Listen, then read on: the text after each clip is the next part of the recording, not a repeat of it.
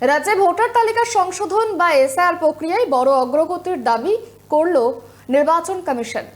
৬০ লক্ষ বিবেচনাধীন ভোটারের মধ্যে ইতিমধ্যে ৫২ লক্ষের নিষ্পত্তি হয়েছে।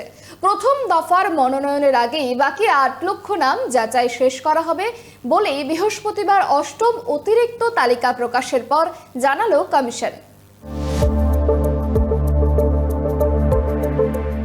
বাংলায় ভোটার তালিকার বিশেষ নিবিড় সংশোধন বা এসআইআর প্রক্রিয়ায় বড় সাফল্যের দাবি করল নির্বাচন কমিশন।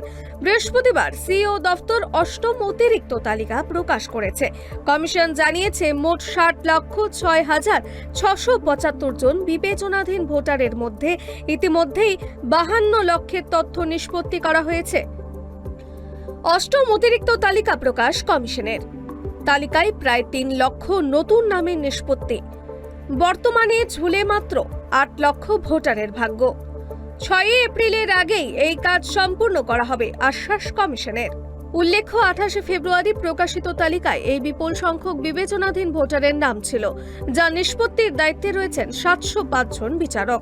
সুপ্রিম কোর্টের কড়া নজরদারিতে গত ২৩ মার্চ থেকে ধাপে ধাপে এই অতিরিক্ত তালিকা প্রকাশ করা হচ্ছে। কমিশন সূত্রের খবর যে বিচারকদের দেওয়া তথ্য প্রক্রিয়াকরণ করতে গড়ে ৪ থেকে ৬ ঘন্টা সময় লাগছে। তবে এই প্রক্রিয়াকে ঘিরে রাজনৈতিক চাপানোতর কমছে না। উদ্দেশ্য প্রণোদিতভাবে নাম বাদ দেওয়ার অভিযোগে রাজ্যের বিভিন্ন প্রান্তে বিক্ষোভ শুরু হয়েছে। মালদহের বিচারকদের ঘেরাও করার মতো নজিরবিহীন ঘটনায় ইতিমধ্যেই উদ্বেগ প্রকাশ করছে দেশের শীর্ষ আদালত, যেখানে এখন দেখার বিষয় যে বাকি থাকা যে ৮ লক্ষ ভোটারের নিষ্পত্তি ৬ এপ্রিলের মধ্যে নির্বিঘ্নে শেষ করতে পারে কিনা কমিশন। কারণ তালিকার এই নাম বাদ বা অন্তর্ভুক্তি আসন্ন নির্বাচনে বড় ফ্যাক্টর হয়ে দাঁড়াতে পারে। অভ্রদীপ দাসের রিপোর্ট, কেটিভি বাংলা।